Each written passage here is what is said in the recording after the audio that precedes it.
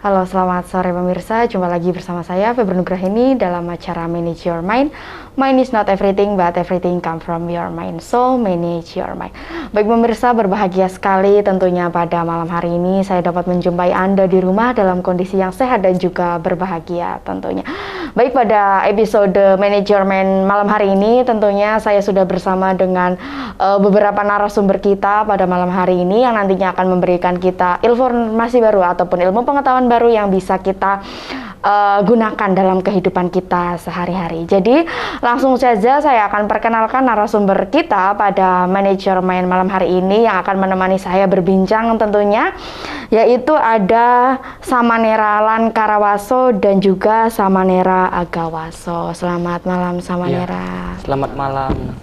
Nah, baik, beliau ini yang akan menemani saya berbincang mengenai tema yang akan kita bahas pada episode Manajemen pada malam hari ini, yaitu tentang 4 hal yang berguna dalam kehidupan sekarang, tentunya dalam konteks Buddhisme ya, karena pada malam hari ini pembicara kita merupakan seorang Samanera, yang dimana seorang Samanera merupakan salah satu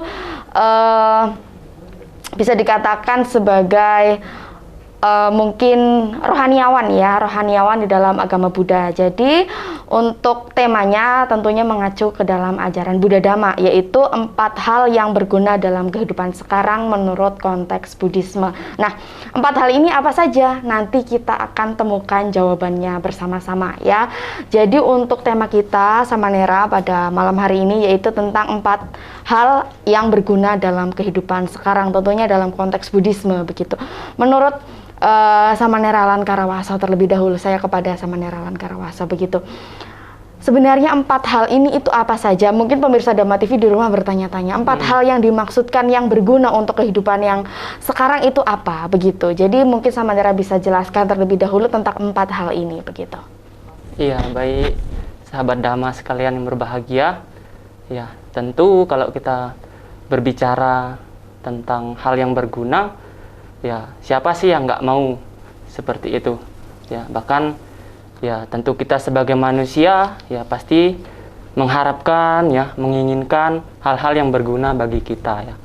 Lantas bagaimana atau hal apa saja ya 4 hal itu yang berguna bagi kita ya? Yang pertama itu yang disebut sebagai memiliki ketekunan ya.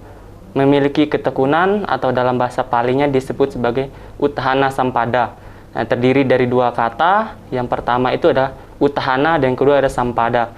Nah, Uthana ini artinya ketekunan dan Sampada artinya memiliki. Ya, jadi yang pertama ini dikatakan sebagai memiliki ketekunan. Nah, lalu yang kedua ini yang disebut sebagai Arakha Sampada. Nah, Arakha artinya memiliki atau kemampuan untuk menjaga, dan Sampada artinya memiliki. Jadi Arakha Sampada artinya memiliki kemampuan untuk menjaga. Menjaga apa? Yaitu menjaga kekayaan, menjaga harta yang kita peroleh. Lalu yang ketiga disebut sebagai Kalyanamita. Nah, tentu sahabat Dhamma yang berbahagia tidak asing lagi ya tentang Kalyanamita ya, yang cukup familiar sekali ya istilah tersebut, yaitu memiliki sahabat yang baik ya. Tentu kalau kita berbicara tentang sahabat yang baik, semua orang Pak ya pasti menginginkan sahabat yang baik dalam hidupnya. Lalu yang terakhir, yang keempat adalah Samajiwita. Nah, Samajiwita ini artinya adalah hidup seimbang. Dalam artian tahu pengeluaran dan tahu pemasukan. Dalam hal ini lebih besar tiang daripada pasaknya. Bukan sebaliknya lebih besar pasak daripada tiang, tapi lebih besar tiang daripada pasaknya. Artinya lebih besar pendapatan daripada pengeluaran, seperti itu. Jadi 4 hal inilah yang berguna bagi seseorang dalam kehidupan saat ini, dan tentunya akan membawa pada suatu kebahagiaan. Ya, demikian.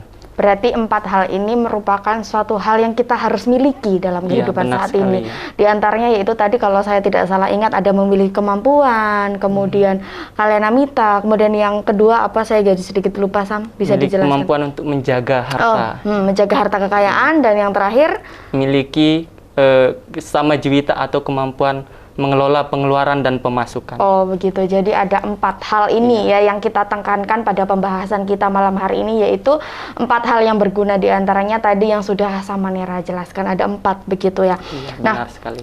saya akan mengacu kepada salah satu hal yang menurut saya menarik begitu Samanera, yaitu tentang yang terakhir tadi ya, yang lebih besar tiang daripada pasak. Pasaknya. Ataupun kita harus bisa mengontrol pengeluaran, dan juga kita harus bisa memperoleh apa ya, keuangan dengan cara yang baik. Kemudian di dalam Buddhisme sendiri, saya kalau tidak salah ingat juga ada beberapa kriteria untuk penghasilan yang bagus begitu. Menurut Samanera sebelah siapa tadi? Agawaso. Menurut Samanera Agawaso itu bagaimana? Penghasilan ataupun pendapatan yang baik di dalam Buddhisme itu seperti apa? Ya, sahabat Dhamma dimanapun berada, penghasilan yang baik yang di dalam Buddhis adalah ketika kita memiliki usaha yang baik dengan melakukan hal-hal yang bermanfaat dalam kehidupan sekarang, yaitu dengan cara melakukan usaha, jualan, dan di samping jualan kita juga harus mengerti bagaimana kita mengelola pendapatan kita dan pengeluaran kita. Terkadang kita juga tidak bisa mengelola. Ada yang mengelola keuangannya dengan pengeluarannya lebih besar dibandingkan pendapatan yang lebih besar. Nah, seperti itu. Jadi harus bisa mengelola antara pendapatan dan juga pengeluaran begitu ya, Sab ya. Dan kemudian di sini ada pertanyaan juga yang sudah disusun oleh tim kreatif Dhamma TV begitu. Apakah dengan rajin dan bersemangat saja cukup untuk nantinya kita menjadi suatu landasan agar seorang bisa mencari nafkah? Apakah hanya cukup rajin dan bersemangat saja, atau ada landasan lain yang harusnya dimiliki oleh seseorang?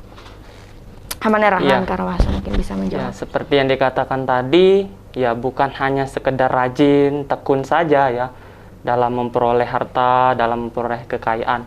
Ya, kalau kita melihat dalam kehidupan sehari-hari, banyak sekali kita melihat orang-orang itu sangat rajin ya, pekerja keras, bahkan sampai banting tulang. Nah, tapi apakah kerja keras itu selalu sesuai dengan hasil yang diterima? Ya tentu itu kembali lagi kepada proses kebajikan yang dilakukan. Jadi tidak hanya berfokus pada memiliki sifat yang rajin, memiliki sifat kerja keras akan membawa seseorang pada keberhasilan, ya memperoleh harta yang banyak. Tentu ada saja lika-liku yang akan dihadapi, ya mungkin banyak sekali masalah yang dihadapi seperti itu. Mungkin ketika melakukan atau merintis usaha yang awal, biasanya orang-orang tidak percaya kepada kita, ya malah menghujat kita dan lain sebagainya. Nah tentu kalau hanya mengandalkan pekerja keras, ya tekun, itu tidak cukup, tapi harus dilandasi dengan kesabaran. Nah karena kesabaran ini tentunya akan mendorong seseorang itu akan terus terus konsisten dalam melakukan usahanya.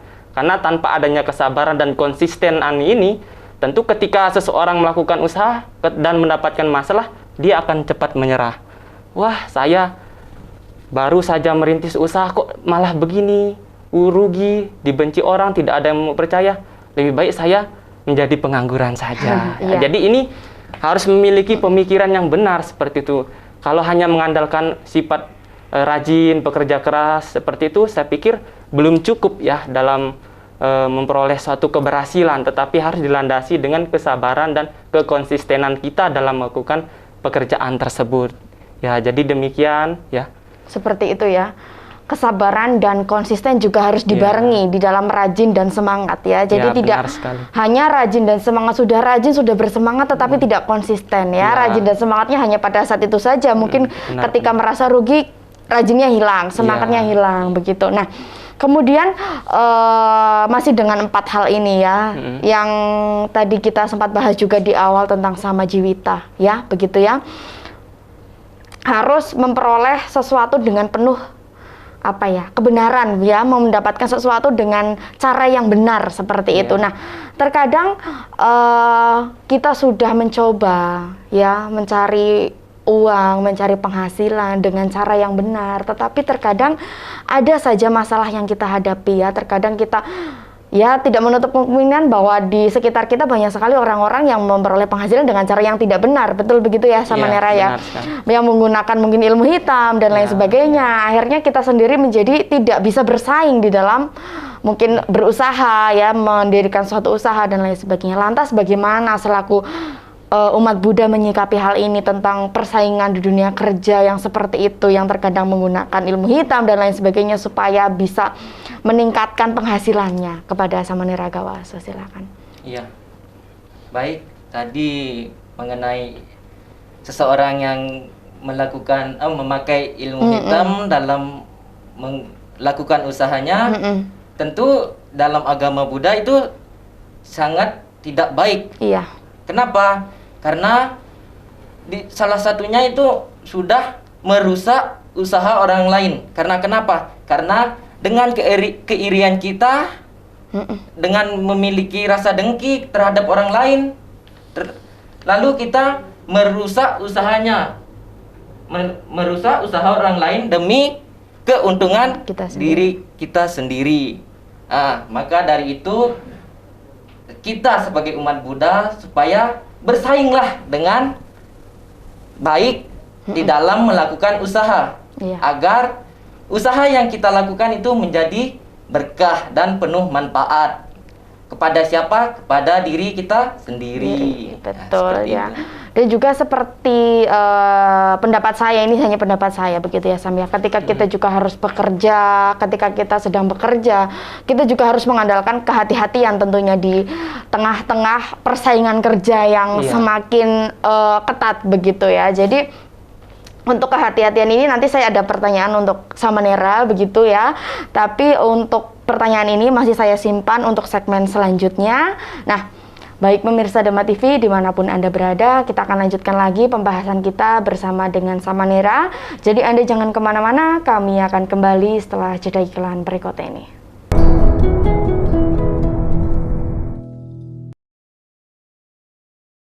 Baik, terima kasih pemirsa, Anda masih bersama kami dalam Manage Your Mind.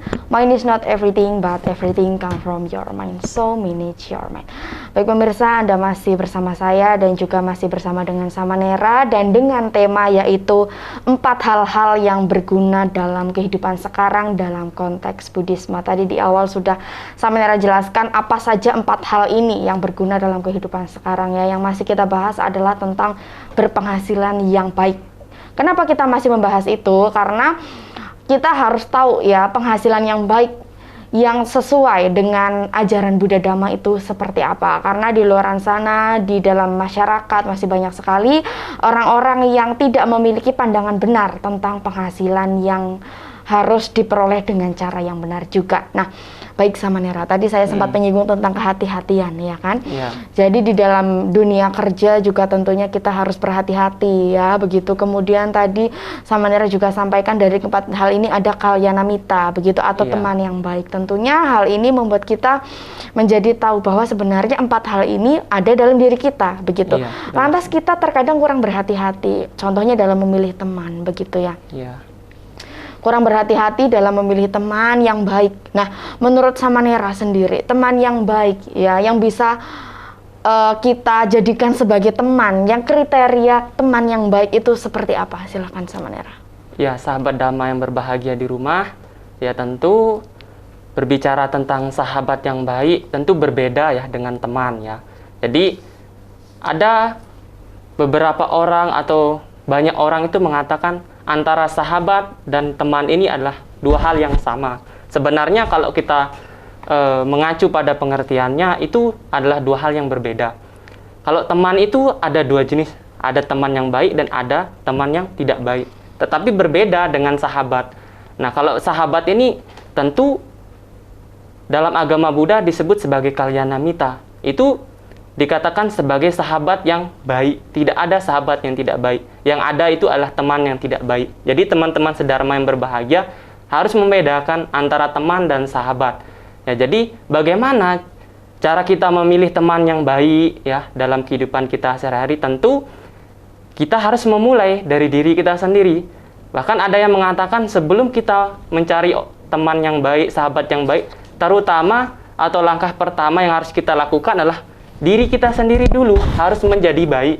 Ya, karena tidak mungkin kita yang jahat ini misalkan mencari teman yang baik, ya tidak bisa. Karena seseorang mencari sahabat itu harus sama frekuensi. Jadi tidak bisa, misalkan saya nih misalkan sifatnya arogan, ya, egois, pendendam, mau bersahabat dengan Samanera Mun'am misalkan yang memiliki sifat yang baik, murah hati, ya Samanera Mun'am tidak akan menerima saya sebagai sahabatnya. Jadi teman-teman sedharma yang berbahagia ketika mau mencari teman atau sahabat yang baik itu pertama harus menjadi teman yang baik dahulu.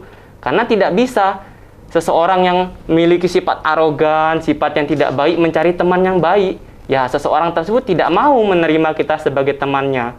Begitu. Jadi, bagaimana cara kita mengetahui seseorang itu adalah orang yang baik, adalah teman yang baik?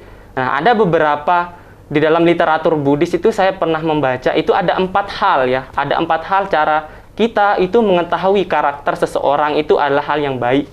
Nah, yang pertama itu dikatakan adalah kita tinggal bersama dengan mereka. Ya, jadi ketika kita tinggal bersama dengan mereka, kehidupan sehari-hari dengan mereka, nah kita akan mengetahui dari situ bagaimana karakteristiknya, bagaimana sifatnya, bagaimana cara mereka berperilaku dalam keseharian. Nah, ketika berperilakunya sudah baik, berarti langkah pertama itu sudah terpenuhi, bahwa orang tersebut sudah cocok sebagai teman kita nantinya.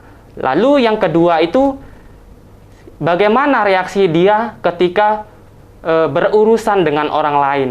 Nah, kadang-kala kita melihat ya, ketika kita pergi, misalkan seperti itu, ketika ada masalah, nah ada teman kita misalkan membela kita, tapi cara membelanya itu tidak dengan cara yang benar. Nah, itu bisa dilihat ya, bahwasanya karakternya sudah tidak baik. Jadi kita dalam mencari teman itu harus melihat bagaimana reaksi dia, bagaimana cara mereka berurusan dengan orang lain, apakah dengan cara yang ramah, apakah dengan cara yang tidak ramah. Nah, itu bisa kita lihat dari situ. Lalu yang ketiga itu bagaimana reaksi dia ketika tertimpa bencana. Nah, biasanya ketika seseorang terkena bencana itu biasanya panik ya, ketakutan. Nah, itu ketika kita mengetahui seseorang itu ketika terkena bencana itu tenang saja ya. Karena dia sudah memiliki pemahaman bahwasanya dalam kehidupan ini yang namanya bencana itu adalah hal yang wajar ya. Bukan sesuatu hal yang langka sekali ya. Ketika sudah mengetahui hal tersebut, bagaimana reaksinya ketika terkena bencana, nah itu kita bisa melihat ya bahwasanya teman tersebut apakah cocok kita jadikan sebagai teman kita. Lalu yang terakhir, yang keempat itu adalah bagaimana cara kita bercakap-cakap dengan dia. Kalau seorang itu bercakap-cakap dengan kita dengan cara yang ramah, ya, lemah lembut, nah itu berarti sudah memenuhi 4 syarat yang terakhir tadi. Tetapi kalau cara bercakap-cakap dengan kita dengan cara yang kasar, ya, misalkan nih, saya dari Lombok misalkan pergi ke Jawa, terus bercakap-cakap dengan teman baru yang berasal dari Jawa, ya, karena biasanya orang Lombok tuh biasanya kan bicaranya dengan nada tinggi, terus orang dari Lombok biasanya berbicara dengan nada rendah. Nah, ketika berbicara tidak menyesuaikan dengan kondisi tertentu, nah itu bisa menjadi faktor masalah, ya. Jadi kita harus memperhatikan hal tersebut. Nah, jadi yang pertama itu adalah bagaimana kita tinggal dengan orangnya, yang kedua adalah berurusan dengan orang lain, yang ketiga adalah ketika seseorang itu terkena bencana, dan yang terakhir adalah bagaimana cara seseorang tersebut bercakap-cakap atau berbincang dengan kita. Nah, ketika sudah keempat hal ini sudah baik semua, berarti orang tersebut sudah cocok, sudah pas dengan kita, bisa kita jadikan dia sebagai teman kita. Seperti itu. Ya, jadi di samping kita berteman dengan siapapun, memang boleh ya sama ya berteman dengan siapapun, bisa. Tetapi juga harus memperhatikan beberapa kriteria yang tadi sudah Samanera sampaikan. Apakah cocok dengan kita, apakah nanti masuk dengan karakter kita yang mungkin seperti ini, begitu. Jadi teman-teman sedama yang berbahagia tentunya harus bisa ya memilih teman yang kira-kira cocok, ataupun teman yang kira-kira baik yang bisa dijadikan sebagai seorang sahabat, seperti itu ya. Jadi berhati-hatinya seperti itu ya, harus mengetahui kriteria sahabat yang baik yang nantinya bisa membawa perubahan baik juga untuk diri kita sendiri, begitu. Nah, kemudian hati-hati yang selanjutnya ini masih di konsep hati-hati ya Samanera ya, kepada Samanera Agawaso. Tadi kita sudah belajar hati-hati dalam memilih teman yang baik. Nah, kemudian sekarang hati-hati dalam menjaga kekayaan. Karena kan tadi kita 4 ini kan ada teman yang baik dan juga ada kekayaan. Nah, kadang seseorang sudah berusaha untuk menjaga kekayaannya agar mungkin tidak dicuri, agar mungkin tidak dirampok, begitu. Tetapi ternyata masih aja ya dirampok, masih saja dicuri karena mungkin kita kurang berhati-hati, ataupun mungkin kadang orang ngomongnya seperti ini, karma buruk saya berarti sedang berbuah. Nah, seperti itu, karena mungkin kehilangan uangnya, kehilangan hartanya. Nah, menurut ajaran Buddhisme, bagaimana cara menjaga harta yang baik, begitu?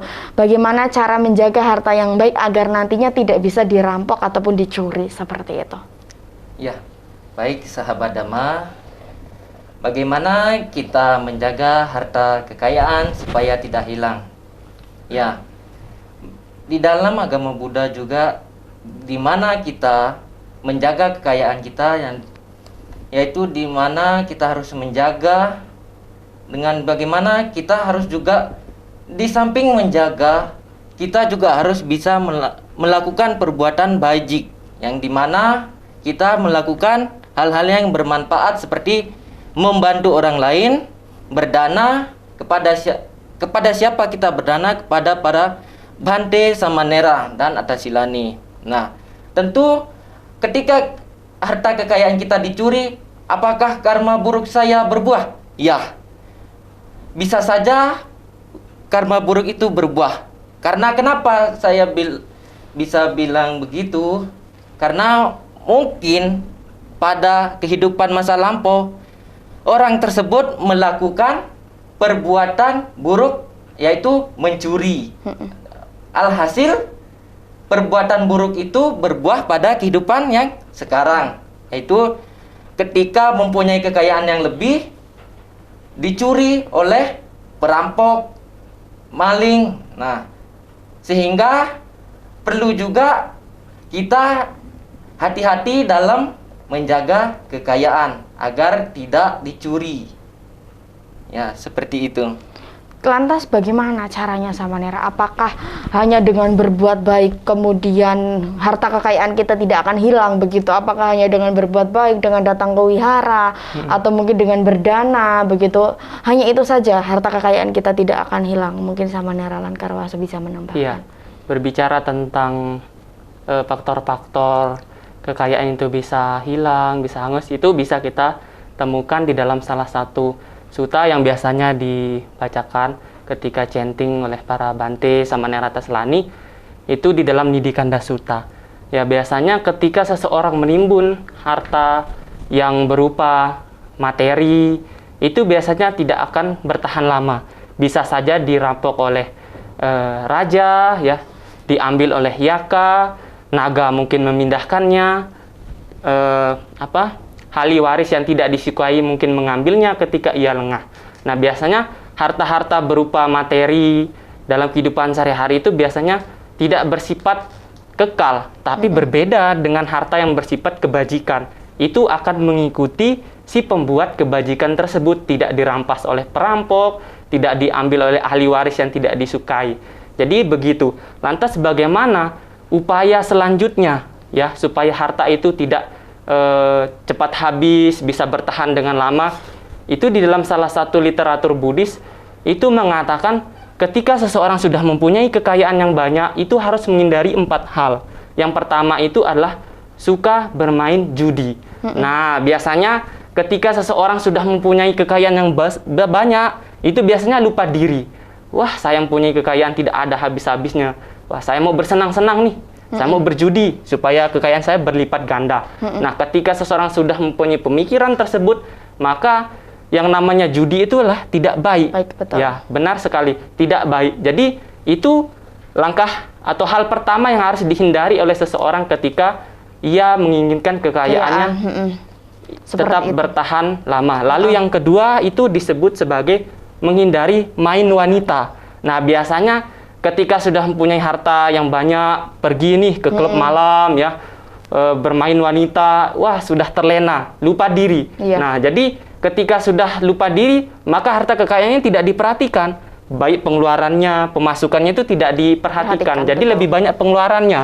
Iya. Lalu yang ketiga itu ada yang dikatakan sebagai sering mabuk-mabukan.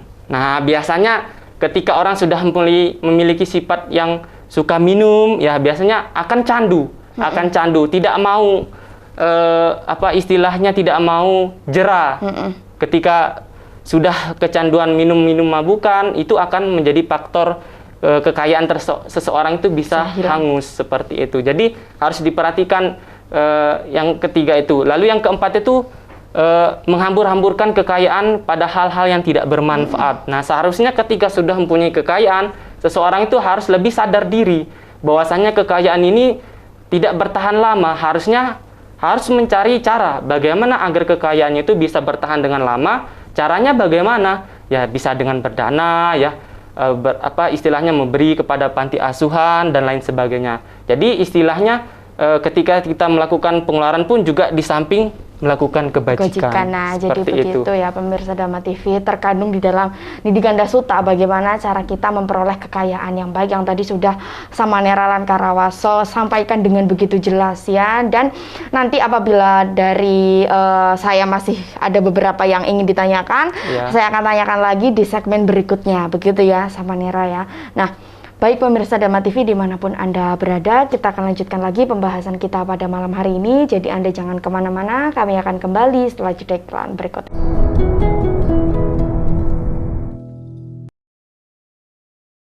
Baik, terima kasih pemirsa, Anda masih bersama kami dalam acara Manage Your Mind. Mind is not everything, but everything come from your mind. So, manage your mind. Baik pemirsa, berbahagia sekali kita masih bersama dengan Samanera yang masih dengan tema yaitu 4 hal yang berguna dalam kehidupan sekarang. Tadi kita sudah bahas 2 ya. Dari 4 hal ini ada tadi cara memperoleh harta yang baik dan juga kalyanamita ataupun teman yang baik. Kenapa kita hanya terfokus ke dalam 2 hal ini? Karena 2 hal ini yang menjadi landasan ya, yang menurut saya paling penting di samping 2 hal lainnya.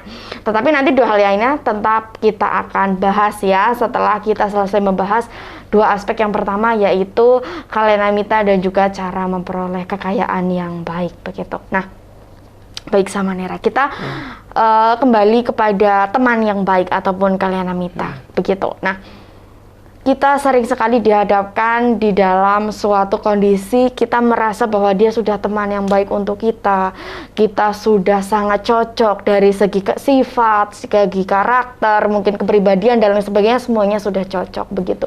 Lantas ada beberapa hal mungkin di dalam pertemanan dia yang membuat pertemanan itu menjadi renggang ataupun menjadi tidak seharmonis dulu begitu. Nah, lantas bagaimana hal yang harus kita lakukan ketika kita sedang menghadapi permasalahan dengan teman, khususnya mungkin permasalahan seperti kesalahpahaman ataupun mungkin seperti ya karena kurangnya komunikasi begitu. Nah, jadi menurut Samanera begitu, bagaimana cara yang terbaik untuk menyikapi ketika kita sedang ya bertengkar dengan teman baik kita? Samanera Gawaso, silakan. Baik. Ya, sahabat Dhamma, tadi dimana ketika ada teman kita yang salah paham ketika kita ada cekcok. Nah, lantas apa yang kita lakukan? Yaitu dengan ngomong kepada teman kita ini, ngomong baik-baik, cari akar masalahnya. Apa permasalahannya sehingga pertemanan ini menjadi cekcok, bertengkar antar teman. Nah, ketika kita sudah mengetahui permasalahannya apa, kita selesaikan bareng-bareng. Kita ngomong baik-baik, maka pertemanan kita akan terjalin dengan baik juga.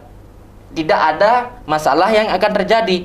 Tapi ketika kita mengandalkan ego kita, tidak mau minta maaf ketika kita mempunyai salah, tentu pertemanan kita akan menjadi hancur. Kenapa? Karena kita mengandalkan ego masing-masing, tidak ada yang mau mengalah. Maka dari itu hendaknya ketika kita merasa salah, kita minta maaf agar pertemanan kita ini terjalin dengan baik. Tidak ada permasalahan di dalam pertemanan, ya begitu. seperti itu. Lantas bagaimana dengan mungkin nih ya di dalam kehidupan kan ya namanya orang saling menjelek-jelekan pasti ada begitu sama Nara, dan dengan teman pun pasti ada yang seperti itu ya, mungkin di depan kita berperilaku seolah-olah kita adalah teman baiknya begitu, tetapi di belakang kita ternyata dia menjelek-jelekan kita di depan teman baik dia juga lah. Lantas ketika hal ini terjadi, apa yang harus kita lakukan sama Nara? Ya, sahabat Dharma yang berbahagia, ya seperti yang dikatakan tadi, bahwasanya orang seperti itu bukan hal yang sangat sulit ditemukan seperti itu dalam kehidupan saat ini. Iya. Ya banyak sekali kita menemui ya orang-orang seperti itu, baik di depan kita, tapi di belakang kita malah menjelekkan kita seperti itu. Lantas bagaimana sikap kita atau respon kita ya sebagai agama Buddha, sebagai umat Buddha yang memiliki keyakinan terhadap Tiratana, Buddha, Dhamma, dan Sangha, terhadap kasus seperti itu ya.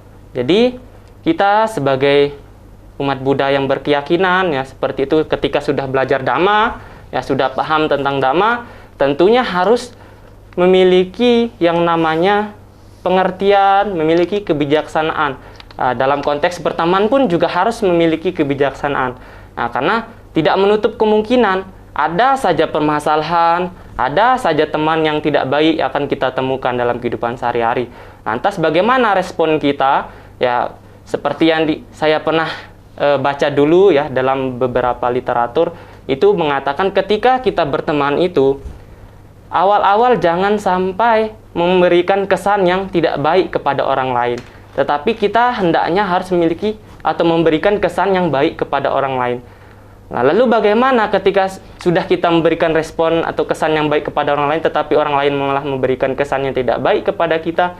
Ya, kita sebagai umat Buddha yang memiliki keyakinan harus terus berteman kepada dia. Tapi dalam konteks jangan sampai ikut terbawa. Jangan sampai ikut terbawa dengan kebiasaan orang tersebut. Justru kita hendaknya harus merubah kebiasaan yang buruk dari orang tersebut ke kebiasaan yang baik sesuai dengan ajaran Sang Buddha, yaitu Dhamma. Tapi ketika sudah dikasih tahu, sudah diarahkan ke arah yang benar, tapi tetap sama saja, hendaknya kita harus menjauhi orang tersebut. Karena itu suatu saat akan menjadi racun bagi kita. Karena ibarat kata itu, ketika mayat sudah dibungkus dengan daun, maka daun itu juga akan ikut berbau busuk. Ya, sama halnya dengan kita berteman dengan orang yang tidak baik. Ketika kita terus-terusan berteman dengan orang tersebut, maka kebiasaan buruk itu akan ikut terbawa kepada kita secara tidak sadar seperti itu. Biasanya umat-umat agama Buddha itu biasanya seperti itu, yang awalnya niatnya baik, ingin mengubah orang lain ke arah yang lebih baik, malah dia sendiri yang ikut ke arah yang tidak baik seperti itu. Jadi kita harus memiliki kebijaksanaan ketika sudah dirasa, dikasih tahu, dinasihati tidak bisa, ya kita harus menghindar seperti itu agar kita tidak menjadi daun yang membungkusi mayat seperti itu. Ya, jadi tidak ada salahnya untuk kita menghindari teman-teman yang seperti itu ya, sama Nera ya. Demi kebaikan kita tentunya, karena kan tidak mungkin juga kita berteman dengan orang-orang yang seperti itu. Tidak akan membawa perubahan baik untuk diri kita seperti itu ya. Jadi yang akan terbawa hanyalah bau busuk ya. Seperti yang tadi sama Nera sampaikan, ada perumpamaan daun pembungkus jenazah. Kalau jenazahnya busuk, pasti daun itu pun akan ikut busuk dan juga berbau. Nah, kita tentunya tidak ingin seperti itu ya. Tidak ingin beraroma busuk seperti teman kita. Jadi kalau ada teman yang seperti itu, ya tanpa apapun lagi langsung ditinggalkan begitu ya sama Nera ya. Tidak akan membawa perubahan baik untuk diri kita sendiri. Nah, kita masih berbicara teman yang baik begitu sama Nera.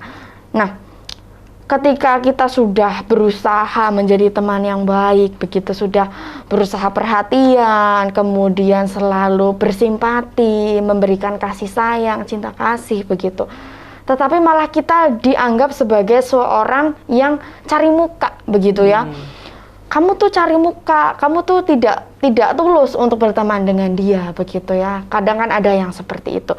Lantas menurut tanggapan sama Nera ketika kita dianggap sebagai teman yang tidak tulus begitu, teman yang mungkin hanya mencari mencari keuntungan saja begitu, seperti apa sama Nera Gawaso?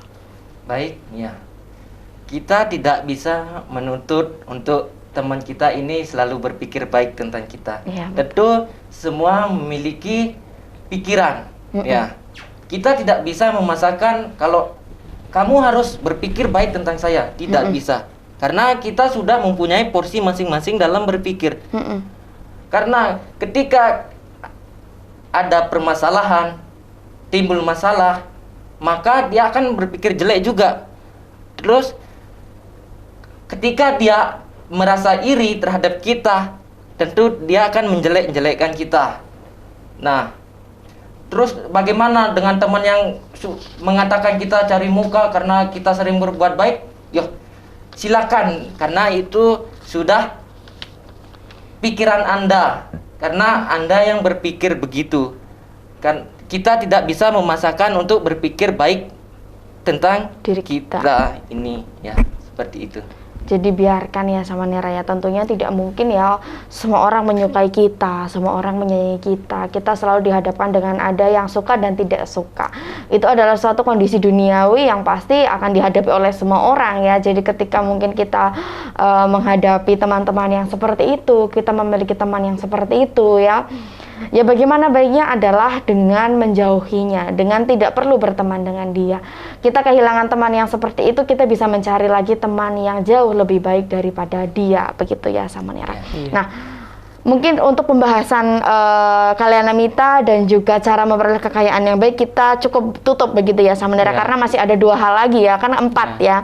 Jadi masih ada 2 hal lagi yang belum kita bahas, yaitu apa sama Nera, saya lupa. Memiliki ketekunan Dan juga bagaimana cara menjaga harta kekayaan. Iya. Ya, memiliki ketekunan. Nah, ketekunan di sini ketekunan terhadap apa? Apakah hanya tekun ketika belajar? Apakah hanya tekun ketika bekerja? Begitu. Ketekunan dalam hal apa yang harus kita tekankan di dalam hal ini? Begitu sama Nera Lankara. Iya.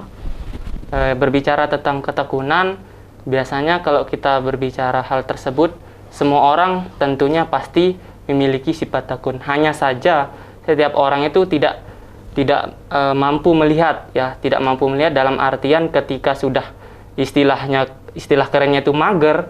Nah, itu biasanya sifat tekunnya itu tidak dimunculkan. Nah, lebih fokus kepada sifat magernya, malas gerak seperti itu. Jadi konteks ketekunan yang dimaksudkan dalam memperoleh kekayaan di sini adalah ketika seseorang sudah memiliki niatan untuk bekerja, itu hendaknya sifat tekun itu harus dikembangkan seperti itu, harus konsisten, harus tekun dalam melakukan usaha atau pekerjaan yang dilakukan. Jangan nanti ketika sudah mendapat pekerjaan, yang awalnya sebelum mendapat pekerjaan tekun sekali, tetapi ketika sudah mendapatkan pekerjaan, ketekunan ini malah hilang. Jadi kita hendaknya harus memunculkan sifat tekun dalam diri kita itu harus secara konsisten. Jangan di awal saja, tapi di pertengahan dan akhir malah hilang seperti itu. Harusnya kita harus mencontoh ajaran Sang Buddha, di mana Dhamma itu indah pada awalnya, indah pertengahannya, dan indah pada akhirnya. Ya demikian hendaknya kita harus memunculkan ketekunan dalam diri kita.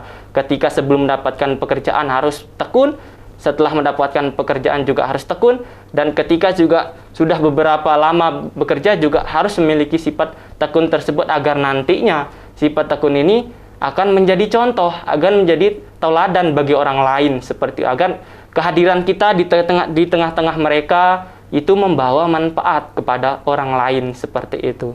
Jadi demikian ya. Ya, jadi ketekunan di sini adalah tekun dalam segala hal begitu ya sama Nera ya. Seperti yang tadi sudah sama Nera katakan bahwa tekun awalnya tekun pada saat kita menjalani dan tekun pada saat kita telah menjalani ya. Tadi sama Nera sampaikan juga meneladani Dhamma dari Sang Buddha, indah pada awalnya, indah pada pertengahannya, dan juga indah pada akhirnya. Nah, baik pemirsa Dhamma TV dimanapun Anda berada, kita akan lanjutkan lagi pembahasan kita mengenai 4 hal yang berguna dalam kehidupan sekarang. Jadi Anda jangan kemana-mana, kami akan kembali setelah jeda iklan berikut ini.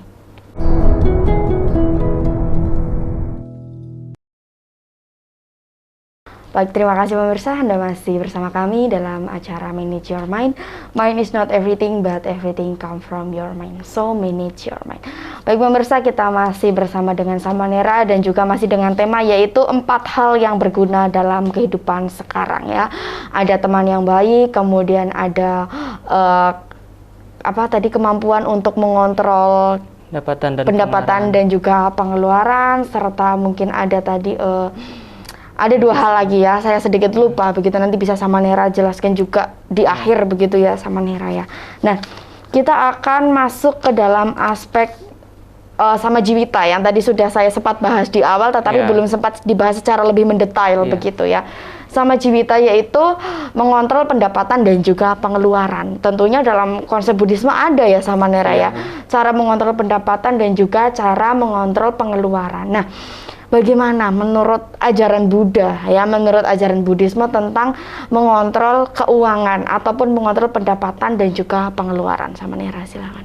Ya, teman-teman Dhamma yang berbahagia yang berada di rumah, ya tentu tidak hanya di dalam ekonomi secara umum ya, pendapatan dan pengeluaran itu dibahas. Sebenarnya kalau kita melihat secara lebih rinci, di dalam Buddhisme juga diajarkan bagaimana cara kita memanage antara pengeluaran dan pendapatan.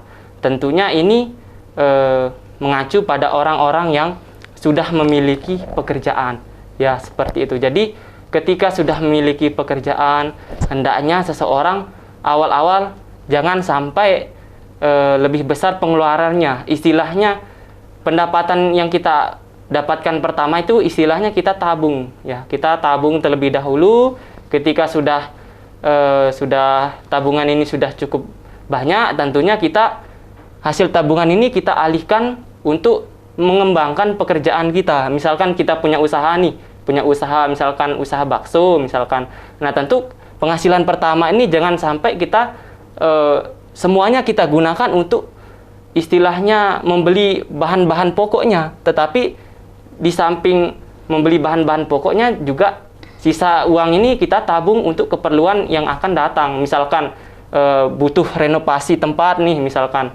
Jadi pendapatan itu tidak sepenuhnya kita keluarkan seperti itu. Jadi ketika sudah mendapatkan pendapatan dari usaha awal kita, nah harus kita bagi 50-50 seperti itu. 50% 50% untuk penjualan lagi dan 50% untuk pengembangan usaha kita selanjutnya. Jadi ketika sudah mempunyai pendapatan juga tidak lupa juga kita harus berbuat kebajikan.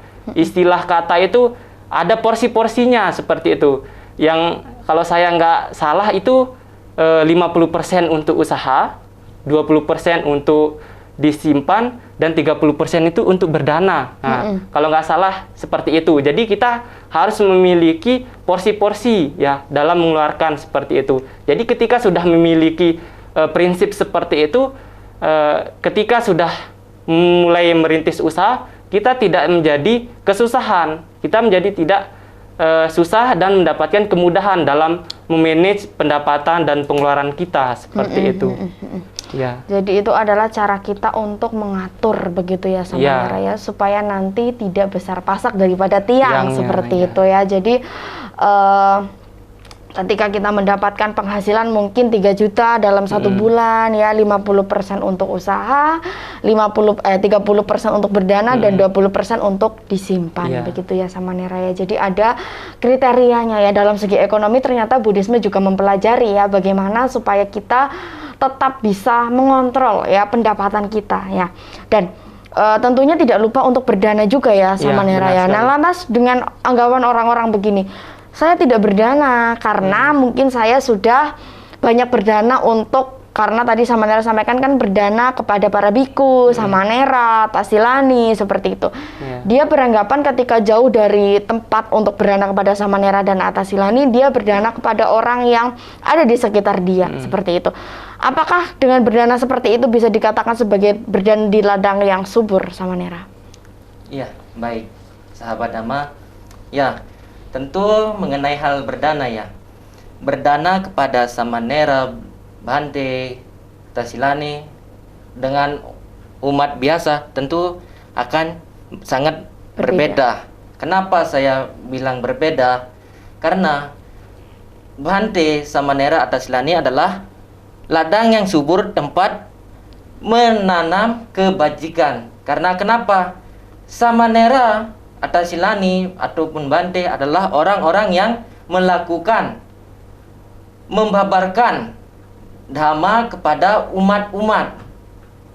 Nah, di samping kita mendapatkan dana, kita juga melakukan perbuatan kebajikan. Kita juga berdana.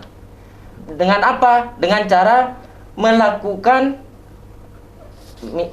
misalnya ceramah dhamma ke tempat-tempat daerah-daerah. Nah, itu adalah salah satu cara membalas budi baik umat-umat yang melakukan kebajikan atau melakukan berdana terhadap kita.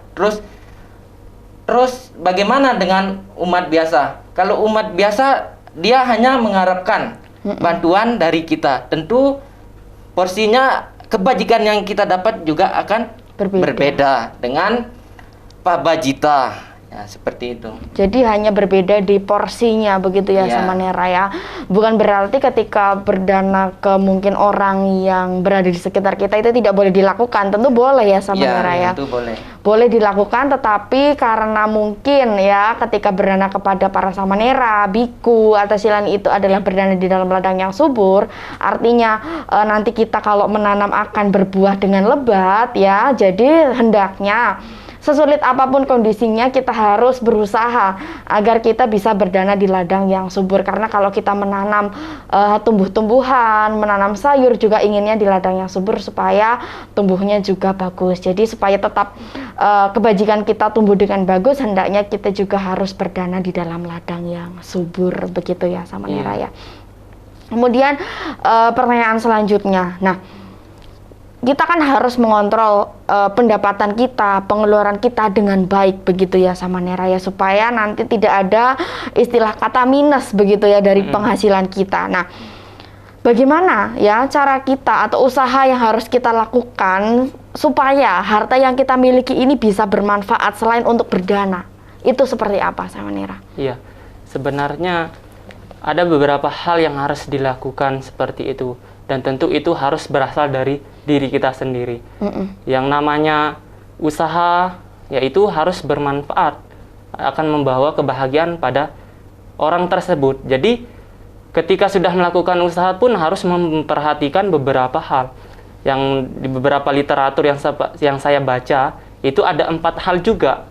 Nah, yang pertama itu adalah usaha itu harus dilakukan dari tangan kita sendiri, dalam artian kita sendiri yang melakukan pekerjaan tersebut, bukan orang lain.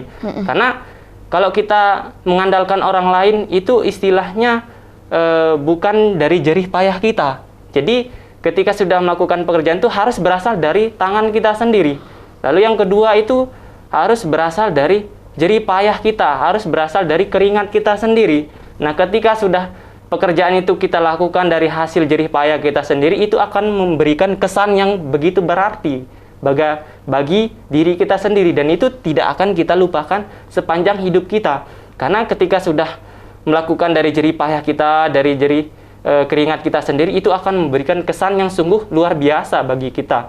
Nah, lalu yang ketiga itu harus dilakukan dengan cara yang layak, dalam artian tidak melakukan atau istilahnya melanggar Pancasila Buddhis yang sudah kita, kalau bagi para umat awam itu Pancasila Buddhis seperti itu, jadi harus dilandasi dengan sila yang baik juga. Jadi kalau kita melakukan usaha itu, jangan sampai melanggar Pancasila Buddhis yang menjadi pedoman kita tadi.